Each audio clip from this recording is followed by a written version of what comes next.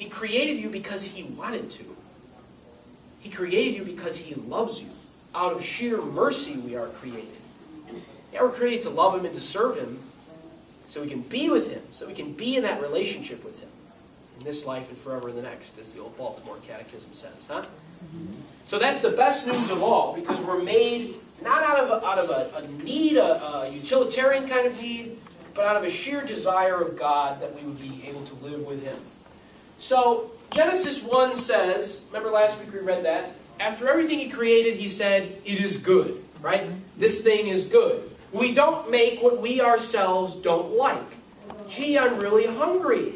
So, let me make a Brussels sprout souffle. Said no one ever. Okay, we're not going to make ourselves for dinner something that we hate. Okay? So this implies that if I am made, then my Maker likes me, maybe even loves me. But one thing at a time, okay? Maybe He likes me. Okay? So, we exist. We know that we didn't make ourselves. We know that we're a person. We know that we're in relationship with our Maker. We know that we're created out of mercy, which implies then that my Maker likes me. Okay, so this is all looking good for us. The elementary experience, the desires of our hearts suggest that I'm not made to be a slave. Think about it. If someone were to tell you, you are just living on this earth to be a slave, to be miserable, to be oppressed, to be unhappy forever. Something in you says, that's not true, right? Some deep part of you argues against every word of that statement. That's not true. And so if we're not created for slavery, what's the alternative to slavery? Freedom. Right? We're made for freedom. Okay? So, we're made out of love. Our creation, our existence is good. Okay? Our Maker likes us. We're in relationship with Him. We are made to be free, not oppressed and sad. Okay? But still, we don't understand ourselves. And so in order to understand some strange object that we've never seen before, we have to ask its Maker what it is. Right? How many of you heard that song? And I don't know who it's by. I should have looked this up in between the sessions today. But when I was just a wee little lad, full of health and joy, my father homeward came one night and gave to me a toy. Well, it went zip when it moved, and bop when it stopped, and whir when it stood still. I never knew just what it was, and I guess I never will. Okay, last session the whole group was singing. So. Okay, do you know that song? Have you ever heard that song? I don't know who sang it or where it came from, but my dad would play it in the car ad nauseum. All right, when I was little, and I love that. I never knew just what it was, and I guess I never will, because I don't know who made it. I don't know who I can go ask to make it. Okay. So I'm made, and I'm also infinite. Okay, so to be a human is to be in relationship with the infinite. Because I am inside of time. And if my Maker is at least as advanced as me, then my Maker is either inside of time or He is outside of time. Okay? However, if we believe that our Maker also is the Maker of the rest of creation, for however long it's been around, that dude would be old. And I just don't think it's possible for that person to be that old. Okay? So I think logically we can conclude then that whoever is doing this is outside of time. He resides, so to speak, in infinity. And if we have a relationship with our Maker and our Maker resides in infinity, then we too have a relationship with infinity. We have a relationship that transcends space and time. We have a relationship that connects us, so to speak, with the eternal world. Okay? So to be human is to be in a relationship with the infinite. So what about us is infinite? What concrete form does this infinity take? Our desires, right? So we have all these desires, and they're never going to be fulfilled. They're just not. Okay? Being in seminary, for example, is a huge desire of mine. It was a huge desire of mine. Great, but now I desire to be a priest. And then when I'm a priest, I'll desire to celebrate the Eucharist. And if it's anything like priests say it is, I'll just desire to do it more and more and more because it's so beautiful. And that desire will never be fulfilled, right? I desire to be married. This is an example now. Don't tell Father Pat I said that. I desire to be married. And I meet this woman, and I desire communion with her, right? So we get to know each other. We have this beautiful relationship. We get married. We have communion with each other, okay? Marital embrace, all right? And then I just want more communion with them. I want to get to know them better. I want to spend my life with them in a new and meaningful way, okay? So these desires, they're never fulfilled, but they're kind of expanded as we move forward. Does that make sense? Yeah. So what are the basic desires that inform our elementary experience? Here's a little list, but the most important one on the list is the etc. Because this is not a comprehensive list. But I think that these are pretty good. So we have this desire for affection. I want to be loved by someone. Both because it's nice to be loved, but also when someone loves me, it tells me that I'm lovable. And I think that that's a big sort of rocky moment in a lot of our existential angst, that my problems, my bad side, my whatever makes me unlovable by other people. So we desire that affection. Understanding, I want to be understood by people. I want to be affirmed by them. I want someone who can get me at the deepest level. I want companionship. We're not built to be alone, right? God says in the garden, it's not good for man to be alone, so he gives Adam a companion. Beauty, we desire beauty. We desire beautiful things. Delight, peace, contentment. I want to be content with my life. I don't like this angst within me. Acceptance. I want to feel like I belong. I feel like I'm part of the group. I want to feel like what I have to contribute matters to people. I want to feel like that my gifts and talents have some place in the world, etc. Okay? But these desires are our basic elementary desires, the experience of everybody's heart. And so those things that I had you think about when you had your horse blinders on, those beautiful moments, those sad moments, those joyous moments, those hurtful moments, probably corresponded to a time when you were feeling affection or acceptance or companionship, or when you weren't. You see that? Or when you weren't, you were not feeling those things. So we're never satisfied with what we have. Everything in us clamors for more. Pope Benedict XVI says that the complexity of humanity is like a multi-layered reality, with each layer clamoring for expression at the same time. Okay, we're a multi-layered reality, with each layer clamoring for expression at the same time. All of our desires, it's not as if, okay, it's Monday, it's affection day, it's Tuesday, it's beauty day. No, these are all happening at the same time. And this contributes to the inner ping pong game. This contributes to the inner drunk goggles, blurriness, chaoticness of life. Right? So we have to be able to sort of, settle ourselves, find ways that we can settle down, that we can look at these desires, and that we can live our life productively and happily in the midst of the deep search for these desires. Okay. But we are limited. Okay, we can't fulfill the desires, so what is the point in even having desires if we can't fulfill them? Well, our friend C.S. Lewis says this in The Problem of Pain. Desire has always summoned you out of yourself. The thing you long for summons you away from the self. Okay? I'm longing for it, and I have to go get it. It's taking me out of myself. Okay? I love this person. Okay? Walking down the street, and there she is. And you're like, nice. I think I love her. And she's not just going to come over and say, well, I felt your presence, loving me from across the way, and I think we should be married immediately. No, she's going to say, there's a man who is staring at me, 911, pepper spray. And you're going to get maced on the sidewalk.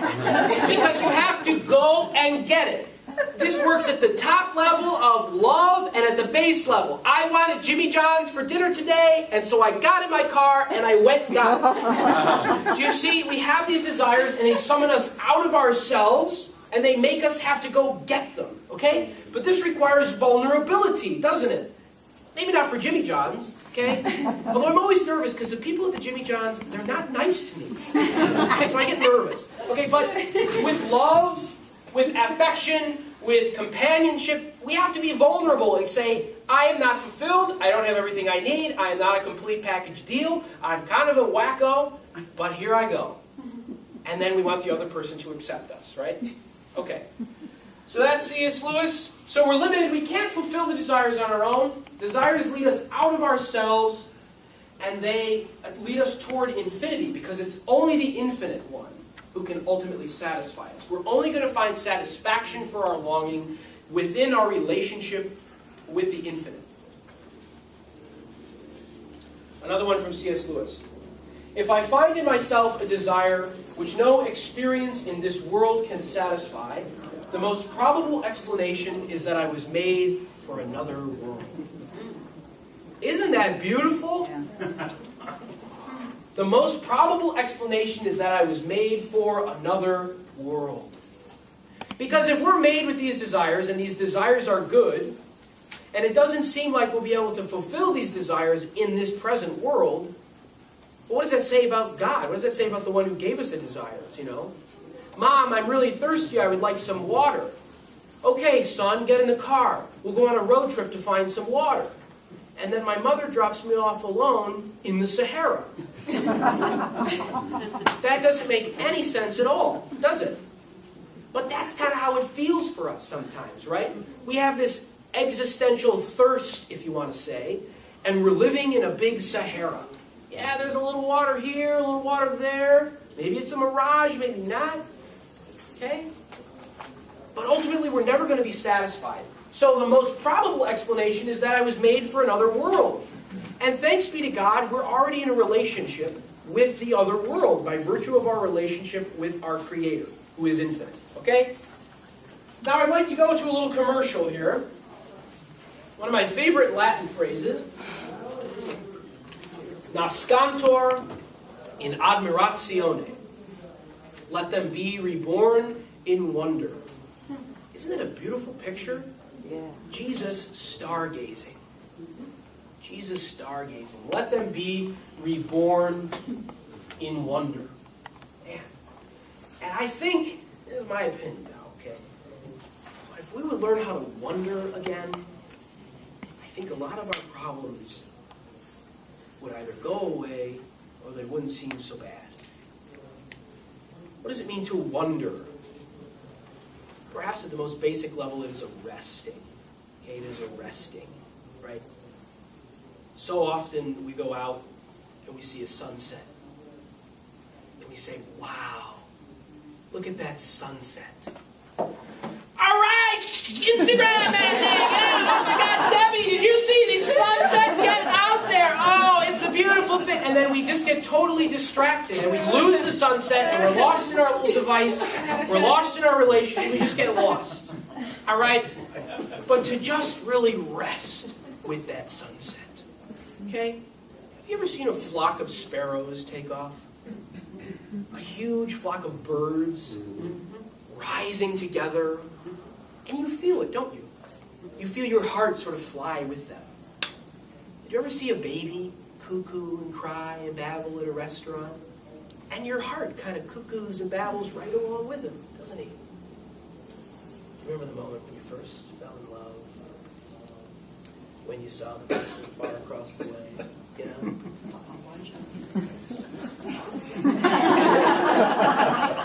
Hey there. And something in your heart was just singing. Your heart was singing with joy. It was just so full. Huh? And you just wanted more. And then you rested with that. You let yourself be affected by that. You let yourself be changed by that. You let yourself wonder at that. And nobody does that anymore. Well, we do for 5 seconds and then we got to move on. Right? Get out and look at the stars. And what a shame it is that we live in Clarendon Hills in that regard. Sometimes we get 2 stars out here, out back. But sometimes, late at night, if I'm in here praying or whatever, I mean, late at night, I'm always on my knees praying. I walk back there to the rectory, and and the moon is so bright. And I just stand there for like 10 minutes, and I just look at the moon.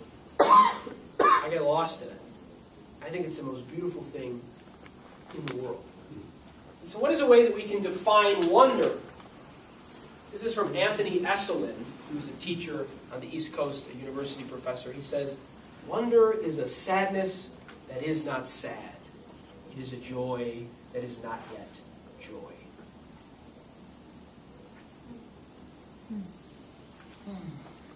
It's a sadness that isn't sad, but it's a joy that is not yet joy. I love to write, working on a little article right now called Saved by Wonder.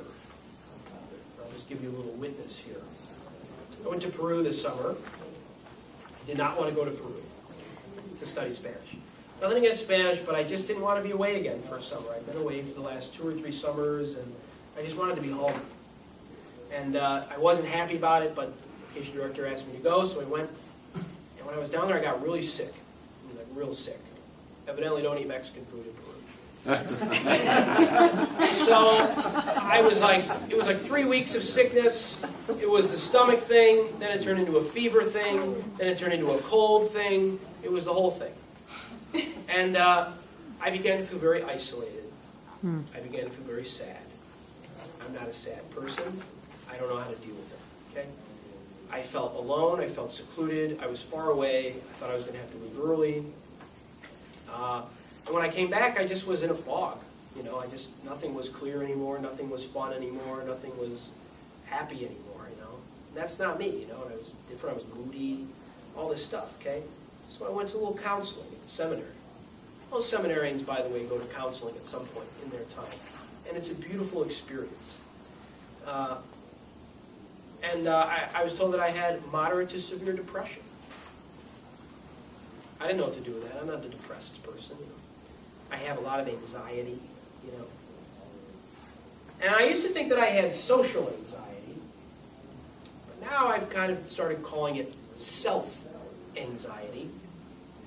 Because social anxiety, I'm really worried about what other people think of me. But really that's not true. Really I'm worried about what I think of me. Because I don't think I'm good enough often. I don't think I'm lovable often. Because of this and that. And it's none of your business, okay? But it is a real plague on my life, you know? It makes me question everything. It makes me get nauseous in the presence of certain people. It makes me feel very bad. Anybody here? Nobody here. Not yet. So this year I met some guys at the seminary. They're new to the seminary this year. And one of them introduced me to this phrase, let them be reborn in wonder.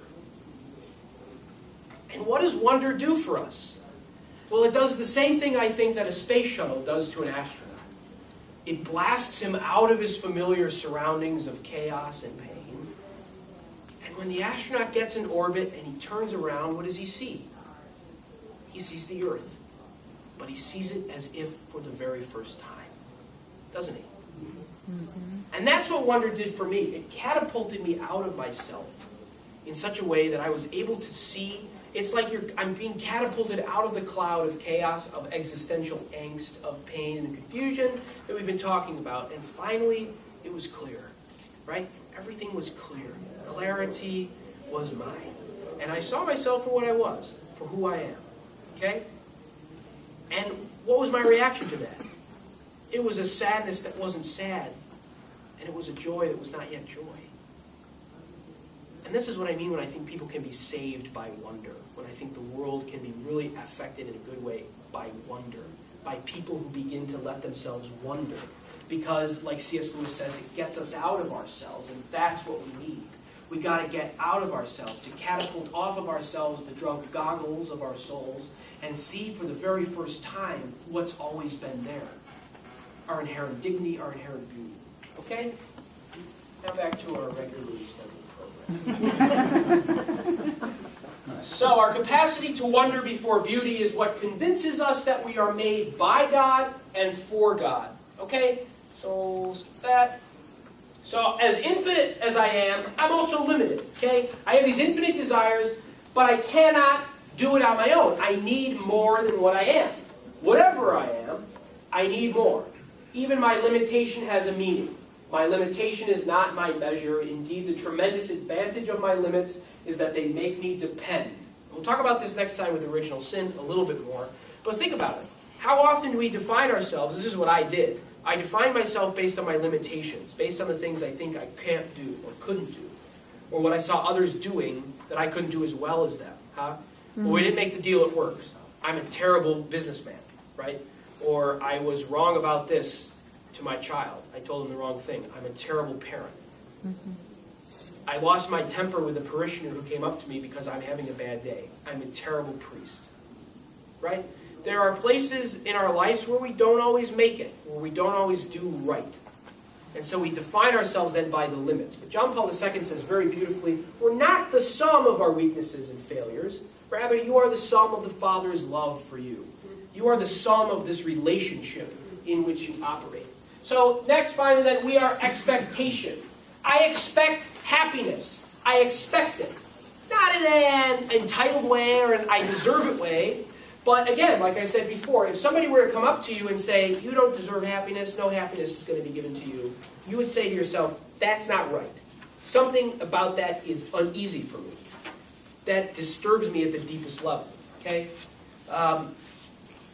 We don't possess a contract. We don't have a written guarantee. We've never been given, a little bill or whatever that says, yeah, I'm going to be happy at this time in this place. But when something unhappy happens to you, why is it unhappy? Because it's not the way it should be. And you just know that. That's why you're unhappy. When somebody dies, you're sad because you're going to miss them, but also because you know that this is just not the way it's supposed to be. When somebody gets murdered for no reason, you're sad because that's horrible, but you're also angsty because that's not how it should be. Right? Mm-hmm. So we're promised happiness. The very fiber of my eye certifies that I have been promised happiness. And so what are we looking for then? We're looking for the things that are going to give us consistency, substance, and significance. Consistency, substance, and significance. I can fulfill my desires, sort of, by medicating them away with alcohol or with drugs or with work or whatever. But the more that we have of these things, obviously, it's like with drugs and alcohol and all these other things, the higher our tolerance is going to get. So there's not consistency there. The more I drink, the more I drink, So we're looking for consistency, something that is going to lock us in and fulfill us forever. In the same way, forever. We're looking for something of substance. I'm not looking for Snuggy Tambourine Jesus, okay? I'm looking for King of the Universe Jesus, Creator of everything Jesus. I'm looking for substance, something that is real, something that will really change me, really fill me up. And Christians, we believe that that's possible, don't we? We don't say, well, the passing world, and that's just the passing world, and that's the end. No, we believe that here and now we can take something and be a part of something that is really going to be substantial to us, fill us up. And significance. I want something that is real and that will move me, that will make me have some meaning, to know the meaning of the universe, to know the meaning of my life. And I also want to add clarity. Okay, we're looking for consistency, substance, significance, and clarity. Something that will resolve the angst, the existential angst, something that will remove the blur from inside of us and will give us a clear vision of reality, instead of that distorted vision of reality we talked about at the beginning. So basically, we're looking for something totalizing, something that's going to complete us at the deepest level. My experience tells me that the only thing that will fulfill my heart totally is not a thing at all, but it is a person. My experience tells me that it is a person who will fulfill me after all. Because no matter how many Twinkies I eat, no matter how many times I go to Chili's, no matter how many games of sports that I win, no matter how many hours I spend playing computer games, or how nice a car I have, no matter how any of that stuff, I am not fulfilled. Okay? And I go back to that same example again of falling in love. When you first fell in love, and yes, even celibates have been in love, okay? When we first fall in love, we feel complete.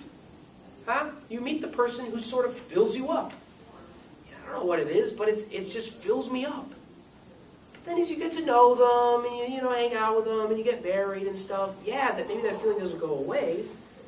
It should deepen as you fall in love more deeply throughout your life, but you still say, there's got to be more. There is another relationship that is totally fulfilling to me. Because remember, our spouses, our loved ones, they're on the same journey we are. They're not outside of the journey. They're not part of that infinity yet. But we are related by virtue of our status as made and infinite. We are related to a person already. And that's God. That's God. And sometimes we think that we have to make the first move with God. Sometimes we think that we have to be the one to initiate the relationship with Him. But by virtue of our being made by Him, made in His image, sustained by Him, we are in a relationship with Him already. The Catechism says it very beautifully. God calls man first. Man may hide from his Creator or run far from His face, but God calls man first. He seeks us first. So, if I feel this, like all of a sudden I have this desire to go and be more holy and to live a better life, we think, all right, God, I'm going to change myself this time. I'm turning around. Here I come. Are you ready for me? Well, that desire is itself a response. Man's first step with God is always a response to a Creator, to a Father who has been with us the whole time.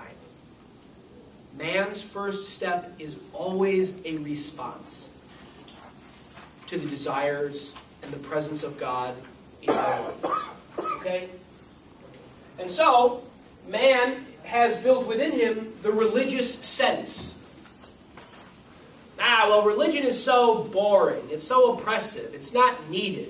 We have this thing now, you may have heard, the Freedom from Religion organization. When I lived in St. Paul for college seminary, there's a minor league baseball team there called the St. Paul Saints.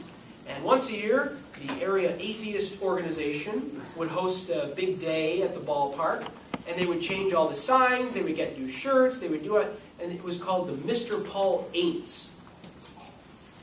And because we need to be free from religion. Religion oppresses us, okay, because people just see religion as rules. And this is my opinion again, but if we're living our life, if we're living our religion, if we're living our Christian faith as just a bunch of rules or just a bunch of whatever, we're doing it wrong. If we're not living it with the spirit of a pilgrim, with the spirit of an adventurer, with the spirit of someone who is so filled with these desires, so filled with a desire to solve it, to be solved, to have self-possession, to know ourselves, to accept ourselves, to give ourselves in the context of this beautiful relationship of love, I'm not sure we're doing it right. Okay? Religion is our search, our quest for this person with whom we so desire to be in a relationship. When I went to Machu Picchu this past summer, Machu Picchu is an Incan temple, okay? People who have never heard of Jesus Christ. But that was their religion. They were searching for the one who would fulfill their desires. That's religion. St. Augustine says it best, I think. He says, to love God is the greatest human romance. To seek God is the greatest human adventure. And to find God is the greatest human achievement. Isn't that beautiful? Mm-hmm. To love God is the greatest human romance. But to seek God is the greatest human adventure. And that's what it is. It's a lifelong adventure. Thomas Merton says the spiritual life, the Christian life, is just that. It is a life to be lived with its ups and with its downs, with its triumphs, with its failings, with its sadness, with its joys. It's a life to be lived. It's a journey. It's a process. To seek God is the greatest human adventure, and to find God is the greatest human achievement. Why? Because what do all humans hope to achieve at the end of the day? A fulfillment of their desires. A fulfillment of their desires. And to seek God and to find Him and to really be with Him. I mean, forever, right? That is the fulfillment of our desires. That's where we're going. So this is from the Catechism. The desire for God is written on the human heart because man is created by God and for God, and God never ceases to draw man to himself. Only in God will he find the truth and happiness he never stops searching for. At every time and in every place, God draws close to man. He calls man to seek him, to know him, to love him with all his strength. Christ comes to meet every human being. It is he who first seeks us. Man is by nature and vocation a religious being.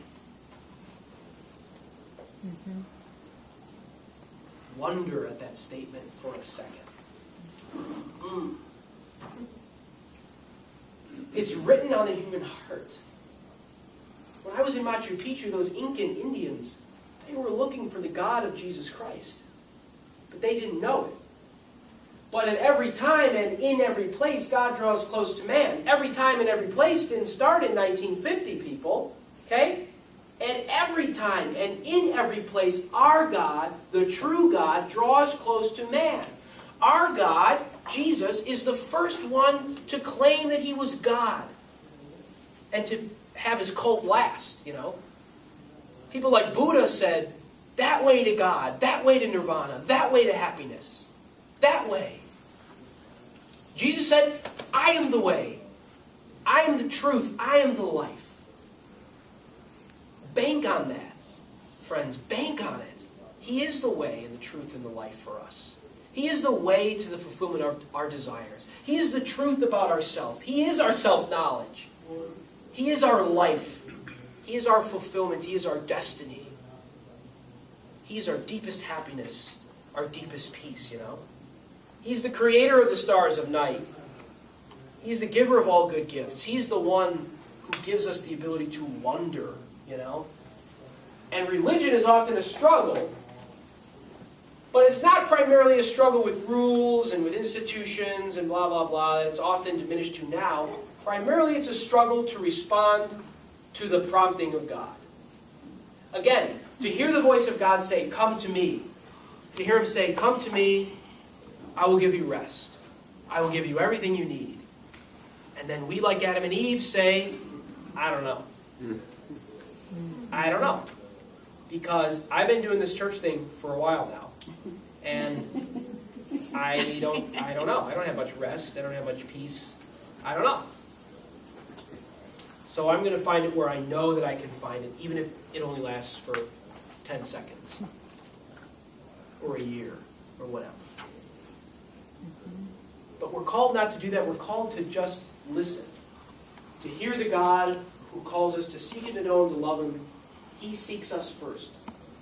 So, we're now in the realm, congratulations, of Jesus Christ. How we started off very concrete with creation, with the Old Testament, with Scripture, with building up this whole thing, the culmination of creation. Today we discussed in detail the culmination of that creation, the human person, his elementary experience, his desires. He is made, he is infinite, he is limited, and he is expectation. We talked about the religious sense and how all of this operates inside of a relationship. A relationship of love, first of all. A relationship with Christ. So next time we'll go into some detail about original sin. That's the death. And then we'll use a little C.S. Lewis, and we'll talk about redemption, becoming new men and women in Christ. Hooray, redemption, you know. And that's kind of where we're going to culminate at the end there. So I hope that you can kind of see what little journey we took here. I want to point you to the folder. In your folder you have this packet of readings. The first one is an excerpt from this book, Why Preach, that I've been using. If you want all this teaching in Father Cameron's own words, that's what you'll find there. That's where I got all this for today, for the most part. And then the one after that is in the last chapter from C.S. Lewis, Mere Christianity, called The New Men, which is the text that we'll use for next time. So if you want to read ahead, you can do that. But then the last one is a pretty thick excerpt from a book called The Restoration of Christian Culture, which is written by a man named John Senior. And he's the one who, that's where he talks about letting us be born in wonder. Okay? So if you want to read more about that, I highly recommend it. It's a little dense, so it's not toilet reading, okay? Take your time, okay? Work your way through it. But it is very, very good. And the book really has changed my whole life. Glory be to the Father, and to the Son, and to the Holy Spirit, as it was in the beginning, is now, and ever shall be, world without end. Amen. In the name of the Father, and of the Son, and of the Holy Spirit. Amen. Please put your surveys up here on the table. Thank you very much.